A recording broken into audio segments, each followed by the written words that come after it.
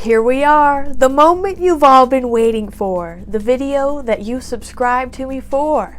So let us not delay, no more dilly-dallying. Stop you tarrying about. We have worms to craft, my friends. To the worm zone. Alright, welcome to the worm zone, everyone. We're starting out with a bit of a warm-up with some new and improved worm earrings. Worm earrings 2.0. I know how much you loved my very professional sketches in the last video, so here are the full schematics for the worm earrings. You basically cut the worm in twain and hot glue earring parts to it. And bada bing bada boom, you got yourself a worm earring. So yeah, this one is pretty self-explanatory. I just cut the worm about where I wanted it to hang down from my ear. And cutting the worm was a little sad, but don't you worry your little head, little worm friend. You'll have an epic bionic neck soon enough. So after I was done mourning, I then cleaned the wound, as it were, until no more fluff seemed to be coming off either end of the worm. Then I put a dot of hot glue on each end in order to cauterize the wound, if we're keeping with this surgery metaphor, and waited for it to dry. I used my floppy avocado pen to flatten out the glue when it was mostly dry. This step isn't essential, but I think it helps to make sure the glue is not just attached to the top layer of worm fluff, and it won't fall apart as easily. Making this layer of glue flat also helps the earring parts be more flush with the worm and less noticeable when it's an earring.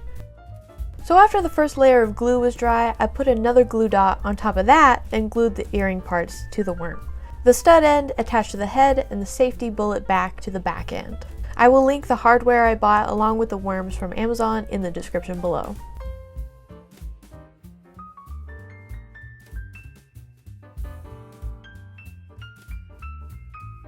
With the safety back end, I really pushed it into the worm so that you can't see the back while wearing the earring. So yeah, when it dries, you're done. So let's check back in on Worm Sydney. Alright, so that's it for the worm earrings. Here's the one that I just made. Oh, I gotta take out my robot earrings. So yeah, so then this one has the stud. You pop that in your little ear hole. And there you go. You got a worm coming through your ear. This is one of the ones that I made earlier. Don't mind the drilling noises. Excellent. Doesn't that look so fun?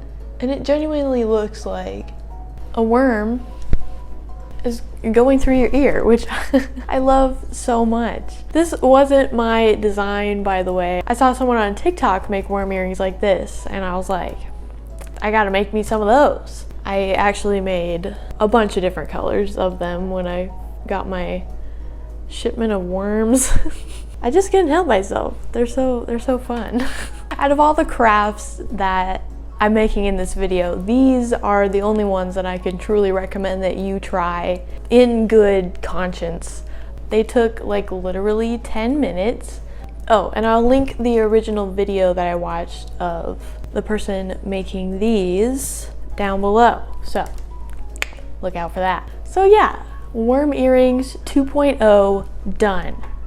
On to the next craft.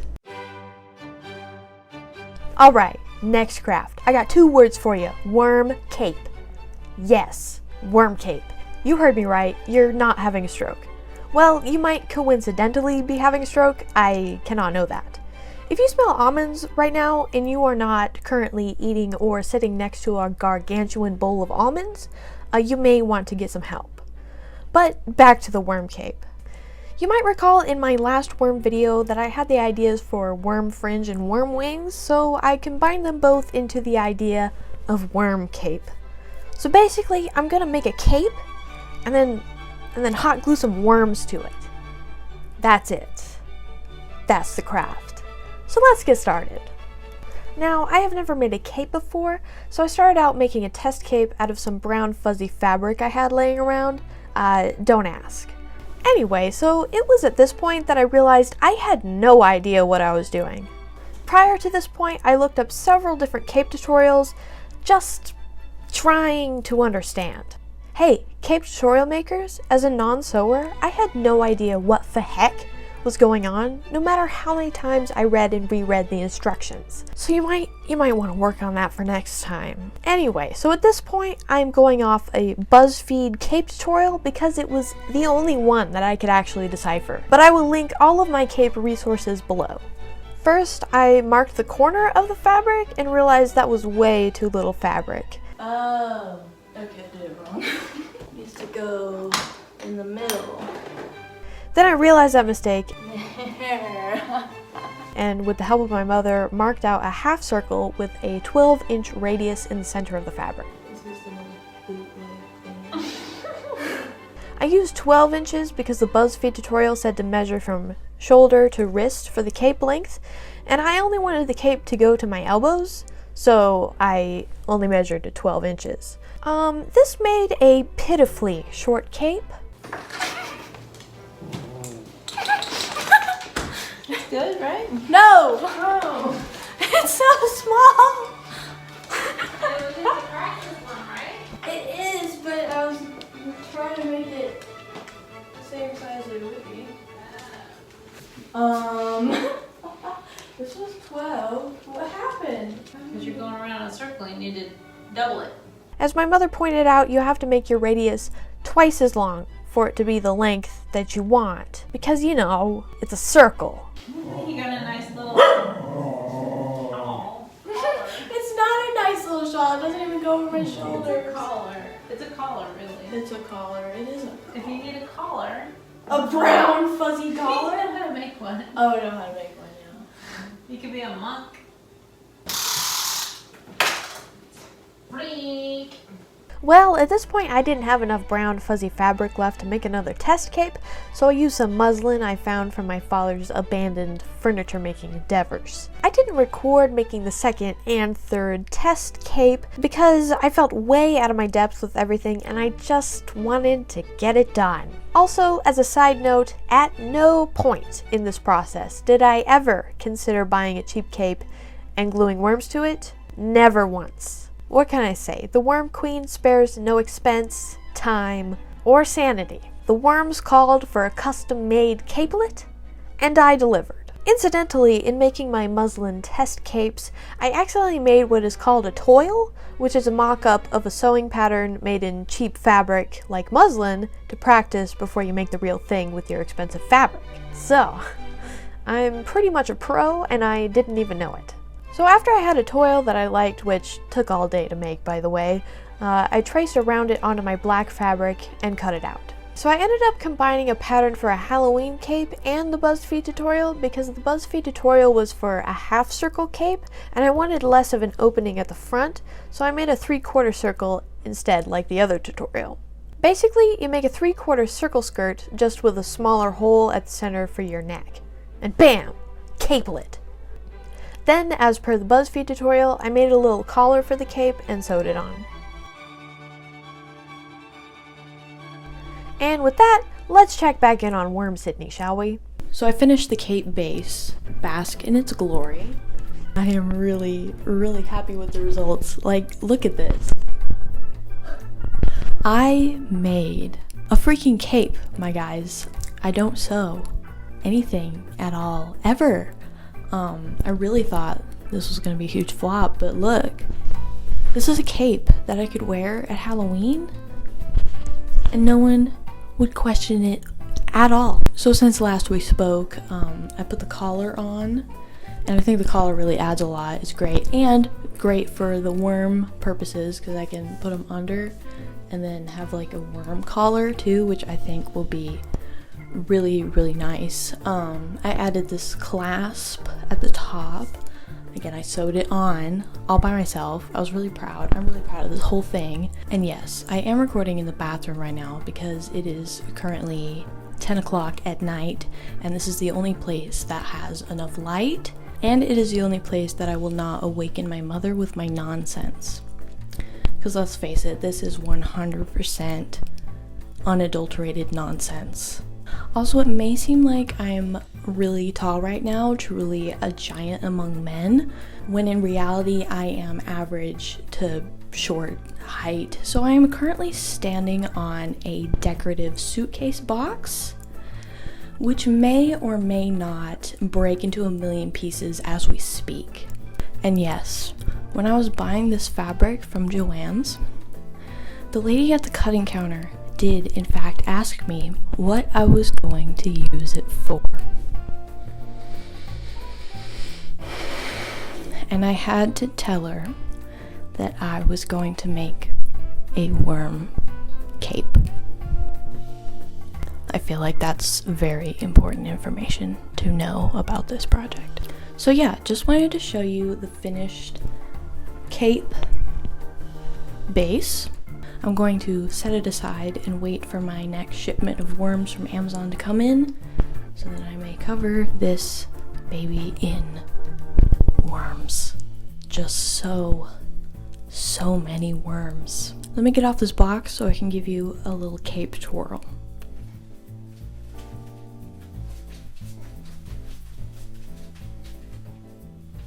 And with that, I'll see you later. Bye.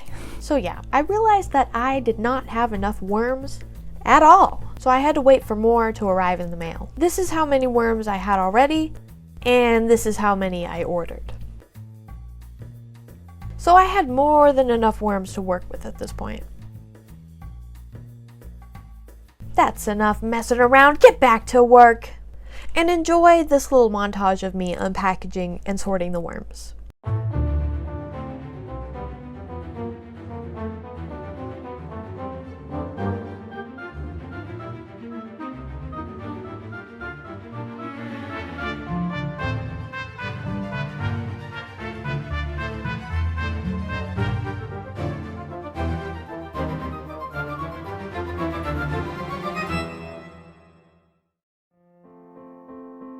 I started by gluing the worms to the collar in rainbow order.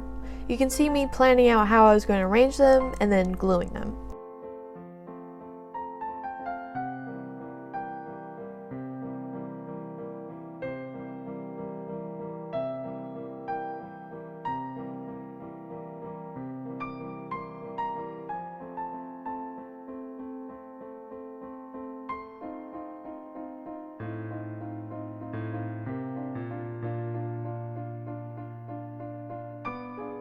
I was very happy with how the collar turned out, but there was no time to waste.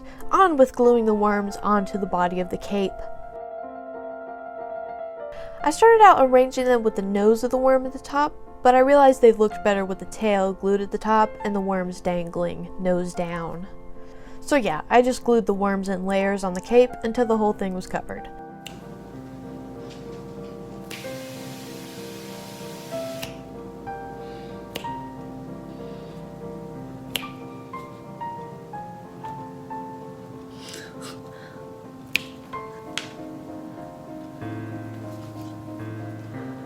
And that is the cape done. On to the last craft.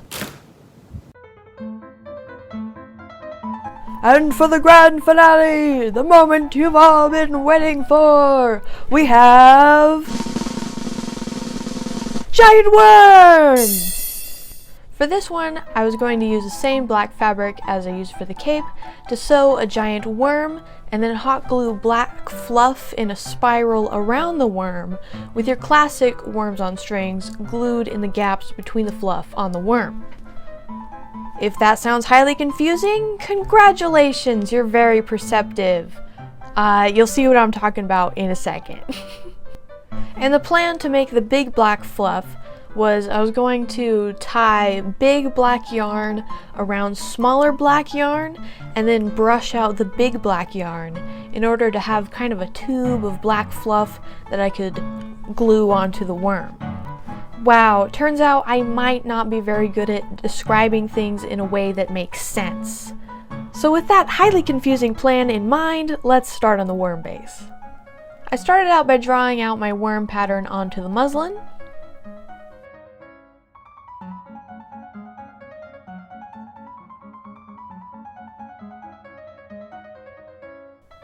Then I used that template to cut out my black fabric.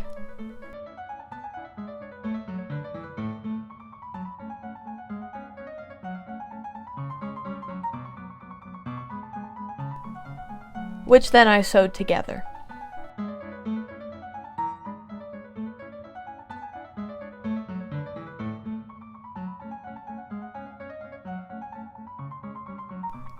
This whole process went a lot smoother than the cape. I was kind of surprised because with the cape I had a pattern, I had instructions.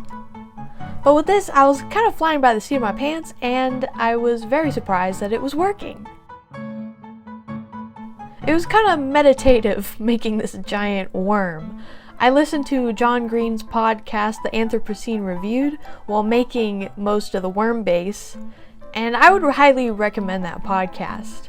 I would describe it as hopeful and contemplative, which turns out is the exact correct mood for making a 4-foot-long worm.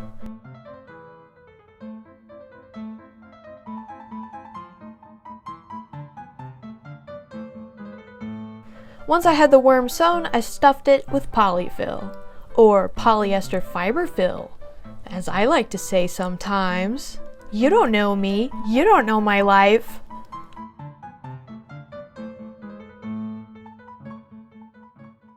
Hobbit, Yeah, man. do you know how to do a ladder stitch? I don't. Okay.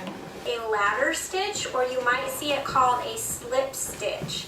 And basically all those names are different ways to refer to the same stitch that helps you finish a seam invisibly. And let's take it over to Worm Sydney for a worm update. Alright, you ready for a worm update, or a worm date as I still like to call it? Boom. Big worm. He's so big he can't fit on the screen all at once. Except if I go that far away. I made it 4 feet long. So yeah, this is gonna be the worm base that we're gonna work on. He's very nice to squish, which I presume he will become less fun to squish as I hot glue a bunch of other stuff on it. So yeah, I'm going to start making the worm fluff right now. Here, I'm gonna share with you my vision. So I started out with this black base and I'm gonna make this fluff, black fluff, and I'm gonna spiral it around the big worm base. And I'm gonna hot glue it on there. But as I spiral it, I'm gonna leave spaces in between so that then I can also hot glue rainbow colored smaller worms on strings in between the gaps with the big fluff. And I thought it would look really cool with the black and the rainbow worms. Kind of like a Pink Floyd Dark Side of the Moon, a kind of prism color scheme, you know what I'm saying, with the black and the rainbow. So yeah, that's my vision. Gonna make the big fluff right now and possibly glue it onto the worm. And I'll catch you guys on the flippity flip. So yeah, that vision didn't really pan out. I actually made quite a considerable amount of the black fluff before I realized that it wouldn't look the way that I wanted it to. I have literal hours and hours of footage of me making this black fluff, and I didn't use any of it.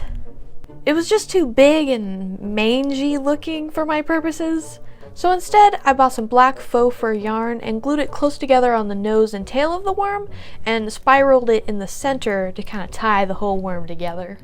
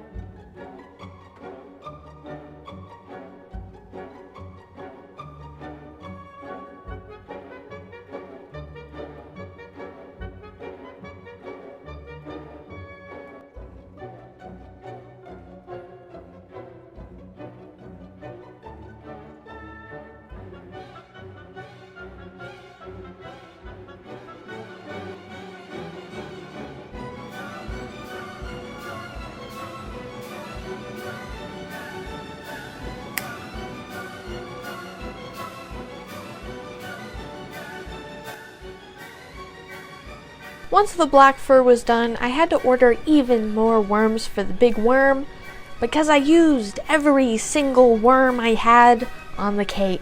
As you can tell, I was none too pleased by this. But once they came in, it was time to start gluing the worms on. My original vision was to have the worms be one big rainbow gradient down the worm, but I realized I didn't have enough worms to do that, and I wasn't about to order another 2 packs of 64 worms. So I spiraled one color at a time down the worm in rainbow order. Again, if this doesn't make sense, you can see what I'm doing. I'm not good at explaining, just look. See, it makes sense now.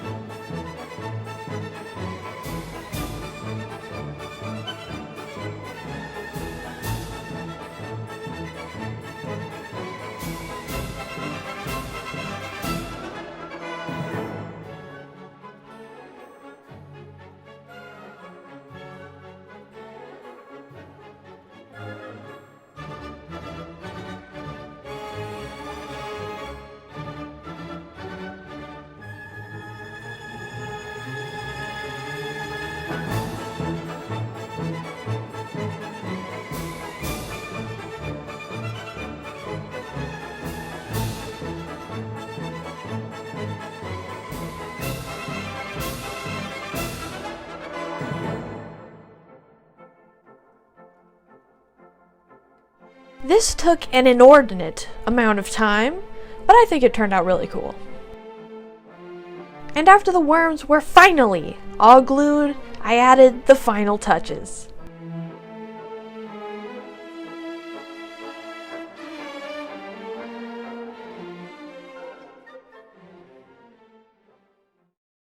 And now it's time for the epic reveal.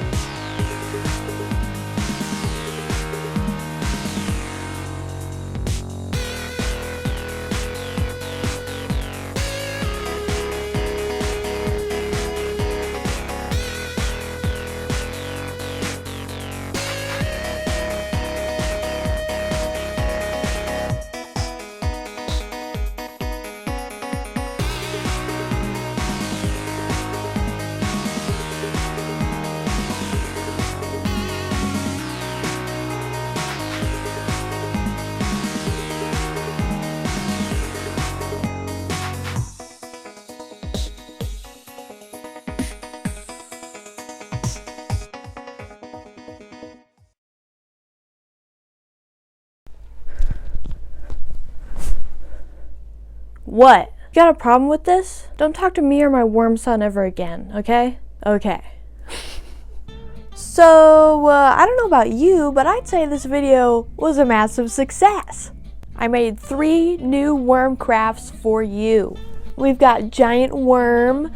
His name is Sir Wormington V Esquire. He's a knight and an attorney. Worm Earrings 2.0. And Worm Cape, of course. Hey, editing Sydney, how many worms did I buy for this video? That's a lot of worms. To all the people in the comments of the last worm video, they're like, oh, that's cute. I have 7 million worms. Screw you, man. It's not a competition. Also, if it were a competition, now I would be winning. Just kidding. I'm not trying to throw shade on anybody and their quantity of worms. We are all keeping that worm industry afloat, all of us together, and I think that is a great collaborative effort that we are doing. And I thank you for commenting on the last video. Also, I thought the Sir Wormington would not be fun to squeeze after I hot glued all this stuff. Literally the fur and everything. I mean, you saw the video. Everything is hot glued onto here. But he's still just as fun to squish as ever, which I'm loving. I'm loving. This stuff had no right to come out as good as it did. And yet it did. I mean, if you go worms on strings, you cannot go wrong. Yeah, and I could not recommend that you make any of these crafts except for the earrings. The earrings, you should absolutely make them and wear them and freak out your whole family at your next family reunion. Start the worm evolution. These are legit, like, really fun to wear. Wow. all of this, it was just too much. It's too much. But if you want to undertake that, that's your own business. I can't stop you. I wouldn't recommend it at all. But I mean, the result is pretty rad. So you know, you put in the time, you get the reward. So yeah, this is the end of the video. If you liked it, make sure you like, share, comment, and subscribe if you haven't already. Doing that stuff really helps me out, really appreciated. And to everyone who subscribed to me from my last worm on a string video, I just want to say thanks for sticking around long enough to see me do it again. And I'll see you in the next one. Bye guys. Oh, and happy Pride, gang.